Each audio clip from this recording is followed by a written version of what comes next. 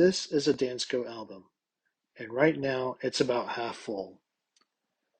Every one of those filled slots is a pre-1965 Washington quarter, a coin that's 90% silver, a coin that was pulled out of circulation decades ago because someone somewhere knew it was worth more than 25 cents. And every empty slot, that's a coin I haven't found yet, part of the hunt. These are my duplicates, coins I found doubles of while filling the album, and they go into coin rolls. Every single one of them is real silver. What I'm doing here has a name in the stacking world. It's called collecting constitutional silver, or junk silver, and today I want to explain exactly what that means, why I'm obsessed with it, and why I think it might be the most underrated entry point in all of silver stacking. So let's go hunting. So what exactly is junk silver, and why do some people call it constitutional silver instead? The simple answer, these are U.S. coins minted before 1965 that contain 90% real silver. Dimes, quarters, and half dollars made before 1965 were all 90% silver by composition. Then in 1965, the government switched to the copper-nickel clad coins we use today, the ones that look silvery but have zero silver content. The term junk silver sounds dismissive, like these coins are worthless, but that couldn't be further from the truth. And the word junk just means they're too common or too worn to have collector value beyond their metal content. For a numismatist, grading coins for a rarity, a heavily circulated 1954 Washington quarter might not be exciting, but to a silver stacker, that same coin is nearly a fifth of an ounce of real silver. Constitutional silver is actually my preferred term because these coins were minted when the U.S. Constitution required real precious metal in the nation's money. There's something genuinely meaningful about that.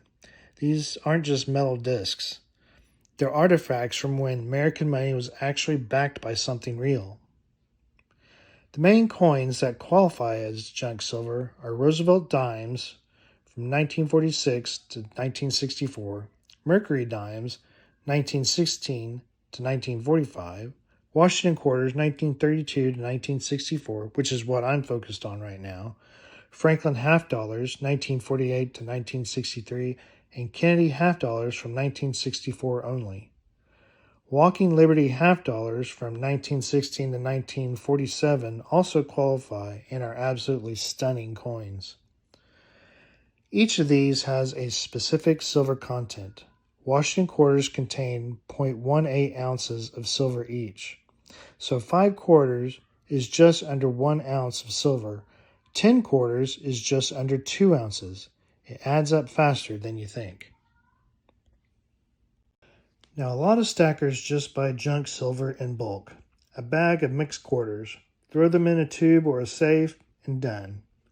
And that's a totally legitimate approach, and something I wish I had the budget to do. But I decided to go a different route, because I'm not just a stacker, I'm a collector.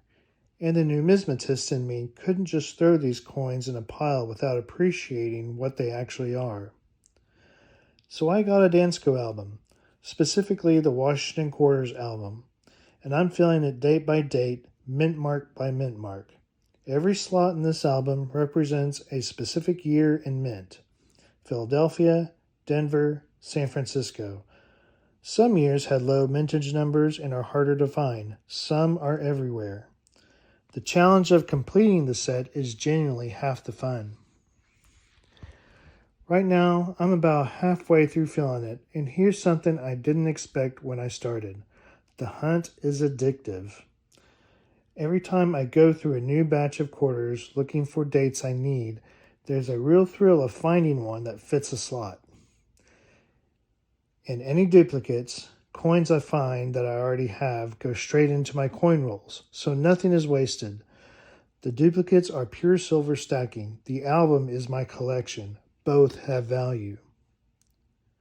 This dual approach, collecting and stacking, is something I think more people should consider. You're not just accumulating silver, You're building something, a complete set that tells the story of American coinage from 1932 to 1964 that has meaning beyond just the spot price. And honestly, it makes the hobby way more engaging. I'm not just waiting for silver prices to move, I'm actually hunting for specific coins. That keeps me involved and learning constantly. Okay, practical question. How do you know what junk silver is actually worth? There's a simple formula stackers use called the face value multiplier. Here's how it works. $1,000 in face value of pre-1965 silver coins contains approximately 715 troy ounces of pure silver. So to find the melt value of any amount of junk silver, you multiply the face value by 0.715, then multiply that by today's spot price. Quick example. Say you have $20 face value in Washington Quarters. That's 80 quarters. 20 times 0.715 is 14.3 ounces of silver. At today's spot price of around $76 an ounce, that's about $1,090 worth of silver from 80 old quarters. For quick reference on individual coins, a Washington quarter contains 0.18 ounces of silver. At $76 spot value, that's about $13.70 per coin. Compare that to its face value of 25 cents, and you start to understand why these coins disappeared from circulation. One of the tools I use constantly is an app called Coinflation, which automatically calculates the silver melt value for any US coin. It's completely free and installed on my phone. So where am I actually finding the coins to fill this album? My main source right now is local coin shops. When you're building a date set like this, coin shops are great because you can go through their silver junk bins and specifically look for the dates you need. Most shops sell circulated pre-65 quarters close to melt value, so you're not overpaying just because you're buying specific dates. The trick is to know your want list before you walk in. I keep a note on my phone with the dates and mint marks I still need for the album.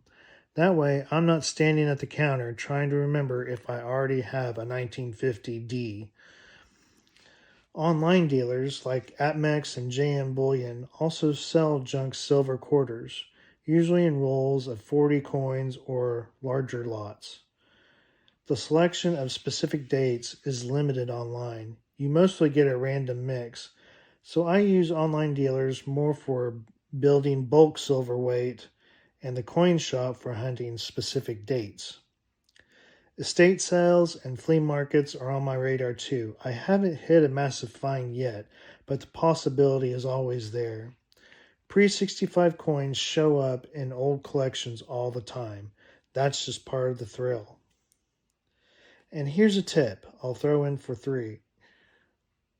Always check the date on any silver-colored coin you come across that looks a little older than usual. Train your eye on the 1964 cutoff. It takes about 30 seconds to flip a coin and check the date, if that. And that 30 seconds could find you real silver for face value. Constitutional silver is one of my favorite parts of this whole journey. It sits perfectly at the intersection of stacking and collecting. You're building real silver wealth and preserving a piece of monetary history. Those aren't separate things, they're the same thing. This Dansco album is going to be a running series on this channel. As I find new dates and fill new slots, I'll document it here. And when I finally complete it, every single slot filled, that's going to be a pretty satisfying video to make. I want to hear from you. Do you collect constitutional silver? Are you filling a Dansco album of your own? Or are you more of a bulk stacker? Drop it in the comments. I read every single one and I genuinely love hearing what other people are building. If this is useful to you, subscribe. I'm documenting this whole journey from the beginning, and there's a lot more to come.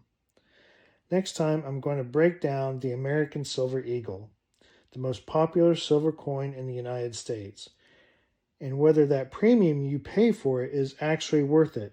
Spoiler, the answer is more nuanced than you think. I'm SilverBeard. Stack smart, stack with purpose, and see you in the next one.